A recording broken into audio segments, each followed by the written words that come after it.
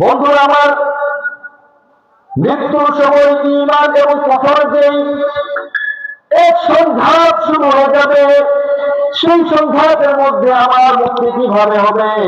সেই সংঘাতের সময় আমি শয়তানের চক্রান্ত থেকে বেঁচে ঈমান নিয়ে কিভাবে মারা যাব?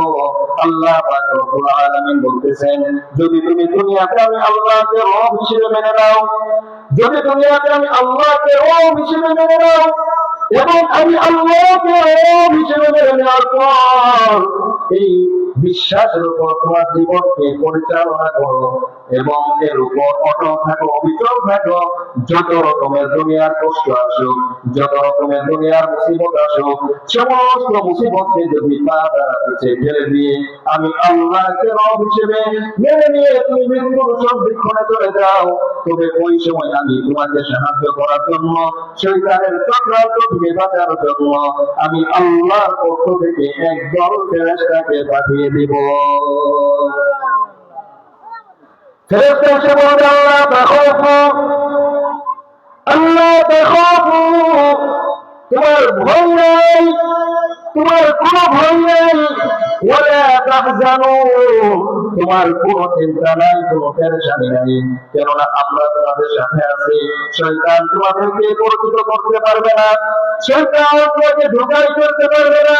তোমাদের সাহায্যকারী হিসেবে ঈমান নিয়ে তুমি যেন মৃত্যুবরণ করতে পারো, ঈমান নিয়ে তুমি যেন আল্লাহ তাআলার সাথে সাক্ষাৎ করতে পারো, এই জন্য তোমাদের সাহায্যকারী হিসেবে আমরা আল্লাহ তাআলার পক্ষ থেকে তোমাদের কাছে এসেছি।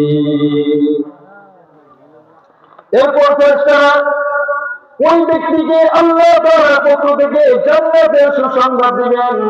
ওয়া আবশিরু বিল জান্নাতিল্লাতী কুনতুম তুআদুন, ওয়া আবশিরু বিল জান্নাতিল্লাতী কুনতুম তুআদুন।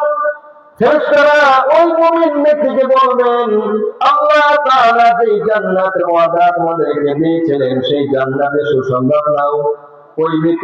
ওই মুসলমান ব্যক্তি, ওই মুমিন ব্যক্তি যখন সেই সময় ফেরেশতাদের কাছ থেকে জান্নাতের সুসংবাদ শুনবেন, তখন তিনি মুচকি হাসতে শুরু করবেন। নবীজি সাল্লাল্লাহু আলাইহি ওয়াসাল্লাম বললেন,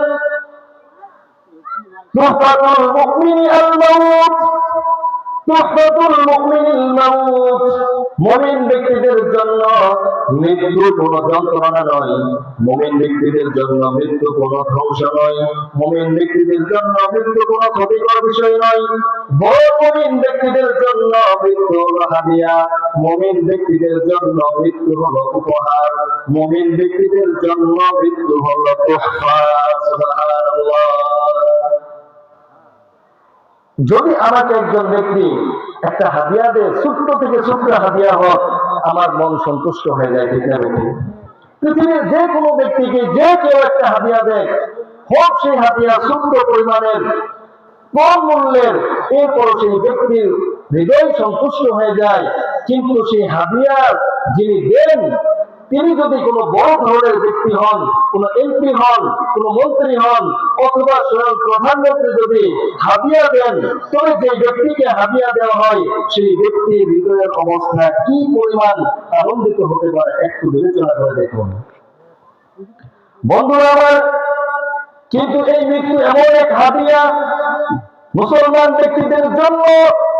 এই হাদিয়া দুনিয়ার কোন প্রধানমন্ত্রী নয়, দুনিয়ার কোন এমপি নয়, দুনিয়ার কোন মন্ত্রী নয়, বরং এই হাদিয়া দিবেন সমস্ত বাদশাদের বাদশা স্বয়ং আল্লাহ রাব্বুল আলামিন। যখন ফেরেশতারা ওই ব্যক্তির কাছে জান্নাতের সুসংবাদ দান করবেন, এই ব্যক্তি মুচকি মুচকি হাসতে থাকবে, আর আল্লাহ পাক রব্বুল আলামিনের ইশারায় মালাকুল মউত আজরাইল এমন ভাবে ওই ব্যক্তির জান কবজ করবেন। নবীজি সাল্লাল্লাহু আলাইহি ওয়াসাল্লাম বলতেছেন, আটার খামিরা বানানোর পর সেই আটার খামিরার মধ্যে যদি একটি চুল প্রবেশ করে, আর কোন ব্যক্তি যদি ওই চুলকে আস্তে করে টেনে বের করে, সেটা যেমন কোনোভাবে বোঝা যায় না। আজরাইল যখন ওই মুমিন ব্যক্তির জান কবজ করবে, আটার খামিরা থেকে সেই চুল বের করার মতো এতটাই সহজে ওই ব্যক্তির জান কবজ হয়ে যাবে।